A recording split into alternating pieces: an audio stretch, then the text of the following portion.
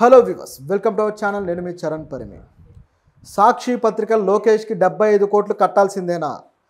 ఈరోజు సాక్షి పత్రిక మీద వేసిన పరువు నష్టం దావా కేసులో లోకేష్ గారు కోర్టులో హాజరయ్యారు. అయితే ఇక్కడ వాదనలు కొన్ని జరిగాయన్నమాట. అయితే దీనికి సంబంధించి మీడియాలో ఇక లోకేష్ గారికి సాక్షి తను రాసిన తప్పుడు వార్తలకు గాను 75 కోట్లు కట్టేస్తుంది అని చెప్పేసి వార్తలు అయితే వస్తున్నాయి. అయితే ఇది ఎంతవరకు నిజం, అసలు ఈ వాదనలు ఏం జరిగాయి, దేనికి సంబంధించి కేసు అనేది ఒకసారి చూద్దాం. ఇది గతంలో పెట్టిన కేసు అన్నమాట. జగన్ ప్రభుత్వంలో ఉన్నప్పుడు ఇలాంటివి సాక్షి కొన్ని రకాల కథనాలు గత ప్రభుత్వం మీద రాసుకుంటూ వచ్చింది కదా. సో అందులో భాగంగా లోకేష్ మీద ఒక కథనం రాసింది. అదేంటంటే చిన్నబాబు గారి చిరుతిండి ఖర్చు అని చెప్పేసి ఒక హెడ్లైన్ తోటి ఒక న్యూస్ రాసింది. అందులో అంటే చిన్నబాబు గారు అంటే లోకేష్ గారు, ఆయన ఏమేమి తిన్నాడు, వాటికైన ఖర్చు ఎంత, ప్రభుత్వ ఖజానాకి ఆయన పెట్టిన హోల్ ఎంత అన్నట్టుగా రాశారనమాట. సో అది బాగా వైరల్ అయిపోయింది. మిగతా పత్రికలకు కూడా అది వాళ్ళు కూడా న్యూస్ వచ్చిన తర్వాత అన్ని పత్రికల్లోనూ దాన్ని తిరిగి వాళ్ళ ఆర్టికల్స్ రూపంలో రాసి పెద్ద కాంట్రవర్సీ అయితే క్రియేట్ చేశారు. సో ఈ కాంట్రవర్సీ అంతా క్రియేట్ అయిన తర్వాత లోకేష్ గారికి ఎక్కడో కాలింది. ఇట్లా ఈ విధంగా రాస్తారా అని చెప్పేసి ఆయన కోర్టులో కేసు వేశాడు, డిఫమేషన్ కేసు. సో నాకు పరువుకు నష్టం కలిగించారు, 75 కోట్లు కడతారా లేకపోతే సారీ చెప్తారా అని చెప్పేసి కేసు వేశాడు. నిజానికి ఆయన మీద రాసిన అన్ని పత్రికల మీద లోకేష్ గారు ఈ విధంగా కేసు వేశాడు. వేసిన తర్వాత మిగతా పత్రికలు తప్పు తెలుసుకొని మొత్తానికి అయితే సారీ చెప్పాయి. ఆ పత్రికల్లోనే సారీ నోట్ తోటి వేరే చిన్న కాలంలో రాశారనమాట. ఇట్లా అన్ని పత్రికలు రాసాయి కానీ సాక్షి పత్రిక రాయలేదు. అంటే వాళ్ళే మొదటగా ప్రచురించారు, అంటే పెద్ద స్థాయి ఆర్టికల్ లాగా దాన్ని ప్రచురించి ప్రమోట్ చేసి ప్రజల్లోకి తీసుకెళ్లారు. ప్రజలు దాన్ని బాగా నమ్మిన తర్వాత కొన్ని పత్రికలు వెనక్కి తీసుకున్నాయి. ఒకసారి ఏమైపోతుందంటే మనం బురద చల్లిన తర్వాత కడుక్కోవడం వాడి బాధ్యత, మనం చల్లడం మాత్రమే అన్నట్టు ఉంటుంది. ఎంత కడిగినా మరకపోదు, బురద పోతుందేమో కానీ మరకపోదు. ఆ టైప్లో అలా ఉండిపోతుంది అనమాట. అందుకే మీడియా ఒక్కోసారి అబద్ధమని తెలిసినా సరే బురద చల్లడానికి వెనుకాడదు. అదే పద్ధతిలో మిగతా పత్రికలు చేసాయి. మొత్తానికి సారీ చెప్పి వాళ్ళు తప్పించుకున్నారు. కానీ సాక్షి మాత్రం ఈగో అడ్డొచ్చింది. ఎందుకంటే ఆ పత్రికలో ఎప్పుడూ కూడా వీళ్ళకు వ్యతిరేకమైన వార్తలే వస్తుంటాయి కదా. అదేవిధంగా వీళ్ళ పత్రికల్లో కూడా చంద్రబాబు గారికి అనుకూలమైన పత్రికల్లో సాక్షికి వ్యతిరేకమైన వార్తలు వస్తుంటాయి. అది అందరికీ తెలిసిందే. ఆంధ్రప్రదేశ్లో పత్రికలు ఎటువైపు ప్రయాణిస్తున్నాయి అనేది అందరికీ తెలుసు. సో ఇందులో భాగంగా సాక్షి క్షమాపణ చెబితే వాళ్ళకి ఎక్కడ ఇబ్బంది అవుతుందంటే పరువు పోతుందేమో అని చెప్పేసి ఆలోచనతోటి క్షమాపణ చెప్పలేదు. దాంతో లోకేష్ గారు కోర్టుకు వెళ్ళడం జరిగింది. వెళ్ళిన తర్వాత 1-2 వాయిదాలతోటి ఇప్పుడు మళ్ళీ ఈ వాయిదాకు వచ్చిందనమాట. ఇప్పుడు అక్కడికి వచ్చిన తర్వాత లోకేష్ గారు కొన్ని విషయాలు అయితే వెల్లడించాడు. ఏమన్నాడంటే, అంటే తన వాంగ్మూలం తాను ఇచ్చారు కోర్టులో, అదేవిధంగా బయట మీడియాకు వచ్చాక కూడా ఆయన కొన్ని విషయాలు చెప్పారు. నేను కనీసం మంచినీళ్ళు కూడా నీ పార్టీ నుంచి లేకపోతే ప్రభుత్వం నుంచి, ప్రభుత్వ ఖజానా నుంచి తీసుకోను, కనీసం కాఫీ కూడా తాగను, అలాగే గవర్నమెంట్ గెస్ట్ హౌస్లు కూడా నేను ఉపయోగించను, పూర్తిగా అంతా నా పర్సనల్ ఖర్చు మీదనే ఉంటుంది అని చెప్పేసి లోకేష్ చెప్పడం జరిగింది. అంటే ఇది ఆయన ఎందుకు చెప్పాడంటే ఆ పత్రిక రాసిన దానికి ఒక క్లారిటీ అనమాట. సో దీంతోపాటు జగన్ మీదనే ఆయన మరికొన్ని ఆరోపణలు చేశారు.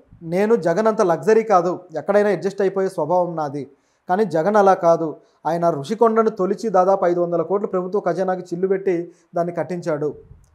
చివరికి పర్యావరణవేత్తలు కేసులు వేసిన తర్వాత పర్యావరణానికి హాని జరిగిందని చెప్పేసి అది కేసుగా మారాక 200 కోట్లు తిరిగి పెనాల్టీ కట్టారు అని చెప్పేసి జగన్ ఏమైతే చేశాడో దాని మీద లోకేష్ చెప్పడం జరిగింది. సో ఇదనమాట మొత్తం ఇక్కడ జరిగిన సంఘటన. అయితే దీంట్లో మరి 75 కోట్లు కడతారా అని చెప్పి చూస్తే ప్రస్తుతానికైతే అది ఇంకా వాదనలు మళ్ళీ మరొక వాయిదా పడింది. సో ఇప్పటికైతే సాక్షికి ఒక అవకాశం ఇచ్చింది. మీరు కానీ క్షమాపణ చెబుతూ ఒక నోట్ అయితే ఇస్తే ఇంతటితో అయిపోతుంది, ఆ డబ్బులు కట్టే అవసరం ఉండదు. ఒకవేళ అలా చెప్పకపోతే మాత్రం ఖచ్చితంగా ఆ 75 కోట్లు కట్టించేదాకా కోర్టు కూడా దానికి ఉత్తర్వులు ఇవ్వడానికి ఏమాత్రం ఆలోచించదు. ఎందుకంటే ఇలాంటి కేసుల్లో చాలామంది క్షమాపణలు చెప్పి దాన్ని ఒక మాఫీ చేసుకుంటూ ఉంటారు. ముందేదో అంటారు, కేసు పడిన తర్వాత ఏదో క్షమాపణతోటి ఈజీగా వెళ్ళిపోతుంటుంది. ఎందుకు ఇన్ని డబ్బులు కూడా చూస్తే కోట్ల రూపాయలు డిమాండ్ చేస్తూ ఉంటారు ఇలాంటి కేసుల్లో. ఎందుకయ్యా అంటే వాళ్ళను కాళ్ళబేరానికి తీసుకురావడానికి. గతంలో అనేక కేసుల్లో ఇలాంటివి జరుగుతూనే వచ్చాయి. ఇప్పుడు మొన్న ఆ పతంజలి కేసు గురించి కూడా మనం గత వీడియోలో చెప్పుకున్నాం. పతంజలి విషయంలో కూడా ఇలాంటి తప్పుడు ఆరోపణలు చేస్తూ డాక్టర్ల మీద, అల్లోపతి మీద తప్పుడు ఆరోపణలు చేస్తూ యాడ్లు చేయడాలు, మీడియాలో మాట్లాడాలు చేశారు పతంజలి కర్తలు ఎవరైతే ఉన్నారో, బాబా రామ్దేవ్ కావచ్చు, బాలకృష్ణ కావచ్చు, వీళ్ళు. సో మాట్లాడిన తర్వాత ఇది కోర్టులో కేసు అయ్యాక చివరికి క్షమాపణ చెప్పండి అంటే క్షమాపణ చెబుతూ చిన్న ఆర్టికల్స్ వేశారు. చిన్నవి కాదు, మీరు యాడ్లు ఎంత పెద్దవి వేశారో పత్రికల్లో అంతే పెద్దవి మీరు వేయాలి అని చెబితే మళ్ళీ అన్నే లక్షల రూపాయలు ఖర్చు పెట్టుకొని అంతే పెద్ద యాడ్స్, అంటే మెయిన్ పేజీలో మొత్తం పేజీ నిండా లక్షలు ఖర్చు అవుతాయి దానికి కూడా. సో అంత పెద్ద యాడ్స్ మళ్ళీ ప్రచురించి ప్రమోట్ చేశారు. అంటే మేము మమ్మల్ని క్షమించండి, మేము అల్లోపతి డాక్టర్ల మీద తప్పుగా మాట్లాడాము అని చెప్పేసి. అలా మాట్లాడినా కూడా కోర్టు వాళ్ళని వదలలేదు. ప్రజల్ని కూడా మీరు తప్పుదోవ పట్టించారు కాబట్టి మీరు ఈ కొన్ని బ్రాండ్స్ని బ్యాన్ చేయాల్సిందే అని చెప్పేసి వాళ్ళ మీద యాక్షన్ తీసుకోవడం జరిగింది. నిజానికైతే ఇలాంటి దానికి వాళ్ళని జైల్లో కూడా పెట్టాలి. వాళ్ళకున్న ఇన్ఫ్లుయెన్స్ కారణంగానో మరి మొత్తానికి దేనివల్ల కానీ ఆ జైలుకి అయితే వాళ్ళు వెళ్ళలేదు. సో ఇంత జరుగుతుందన్నమాట. అంటే కోర్టు సీరియస్గా తీసుకుంటే ఇలాంటి దాంట్లో ఎంత దూరమైనా వెళ్ళడానికి ఛాన్స్ ఉంటుంది. పైగా ప్రస్తుతం ఏపీలో హైకోర్టు కొంచెం ఈ ప్రభుత్వమే నడుస్తూ ఉంది. ఏపీలో టీడీపీ ప్రభుత్వం, కూటమి. అదేవిధంగా హైకోర్టు కూడా అనేక కేసులు టేకప్ చేస్తూ వస్తుంది. లైక్ వైసీపీ నాయకులు గతంలో ఎవరైతే టీడీపీ మీద రాళ్ళేశారో, టీడీపీ మీద దునుమాడారో వీళ్ళందరి మీద కేసులు ఇప్పుడు హైకోర్టులో నమోదయ్యి వాళ్ళు టేకప్ చేస్తూ వస్తున్నారు. కాబట్టి ఆ పరంపరలో ఇది కూడా ఒక కేసుగా పరిణమించింది. సో దీని మీద చూస్తూ ఉంటే మ్యాక్సిమం అంటే సాక్షి కానీ ఈగో తగ్గించుకోకపోతే వాళ్ళకు దెబ్బ పడేలాగా తయారైంది. మరి లోకేష్ దీన్ని వదలను, నేను ఎంతటికైనా దీన్ని తీసుకెళ్తానని చెప్పేసి పట్టుబట్టాడు. సో ఆయన పట్టు కూడా చాలా గట్టిగా ఉంది. ఎందుకంటే గత ప్రభుత్వం అంటే జగన్ ప్రభుత్వంలో కూడా ఈ సమోసాల కేసులని, లేకపోతే బర్గర్లని, ఎగ్ పఫ్లని వీటికి సంబంధించి కోట్ల రూపాయలు ప్రభుత్వ ధనాన్ని కాజేశారు అని చెప్పేసి ఈ పత్రికలన్నీ వార్తలు రాస్తూ వస్తున్నాయి. అదేవిధంగా కొడాలి నాని నిమ్మరసం కేసు కూడా, అది కూడా 28 కోట్ల రూపాయలు అని చెప్పేసి ఆ వార్త. ఎగ్ పఫ్లది అయితే సాయిధరం తేజ్ దాన్ని కోట్ చేశాడు కదా, 3.6 crores. సో ఇంత మీరు వృధాగా ప్రభుత్వ ధనాన్ని ఖర్చు పెట్టారు అని చెప్పేసి మాట్లాడడం కావచ్చు.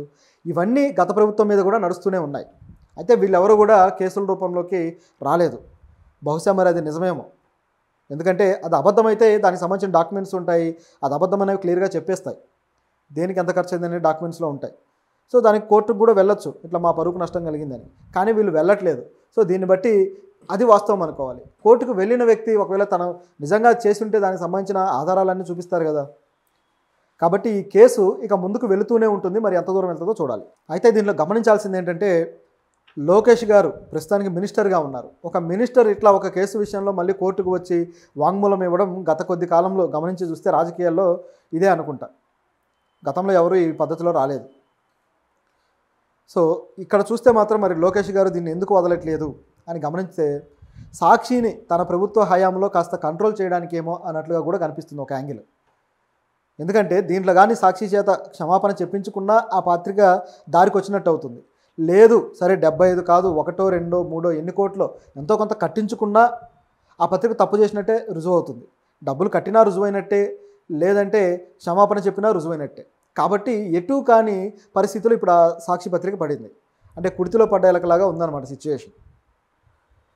సో ఇప్పుడు బయటికి రావాలి దీని నుంచి అంటే క్షమాపణ తప్ప వేరే మార్గం లేదు. లోపాయికారిగా ఇంకేమన్నా జరిగితే అది సద్దుమనగచ్చు కూడా. లోకేష్ గారు కేసు వెనక్కి తీసుకోవడానికి ఏదైనా మార్గం వెతుక్కుంటే మాత్రం టెక్నిక్గా అది జరగచ్చు.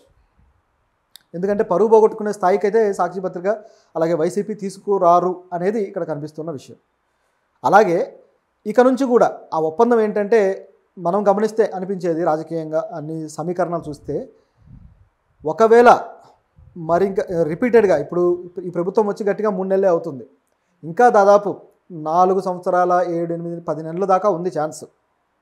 సో ఇంత టైము ఆ పత్రిక వార్తలు రాయకుండా అంటే ఈ ప్రభుత్వం మీద అంటే దూషిస్తూ ఈ విధంగా రాయకుండా కంట్రోల్ చేయడానికి కూడా ఏదైనా దీని ఒక వెపన్ లాగా కూడా ఉపయోగించవచ్చు. అది వీళ్ళ స్కెచ్. సో దానికి తగ్గట్టుగా ఈ పావులు ఇలా కదులుతూ ఉన్నాయన్నట్టుగా మొత్తం సినారియో కనిపిస్తుంది. మరి ఆ పత్రిక వెనక్కి తగ్గితే మళ్ళీ అది వాళ్లకు నష్టం చేకూర్చేది. ఎందుకంటే వైసీపీకి ఉన్న మౌత్ పీస్ ఏదన్నా ఉందంటే అది సాక్షి పత్రిక. సో స్ట్రాంగ్గా వైసీపీకి సంబంధించిన సిద్ధాంతాలు కావచ్చు, జగన్ ఎలివేషన్లు కావచ్చు, ఇవన్నీ కూడా రాస్తూ వస్తున్న పత్రిక. కాబట్టి వీళ్ళు వెనక్కి తగ్గితే ఇక జగన్కి ఉండే ఆ కొద్దిగా సపోర్ట్ కూడా పోయినట్టే. కాబట్టి ఏం చేస్తారనేది ఇప్పుడు ఆసక్తికరంగా ఉంది.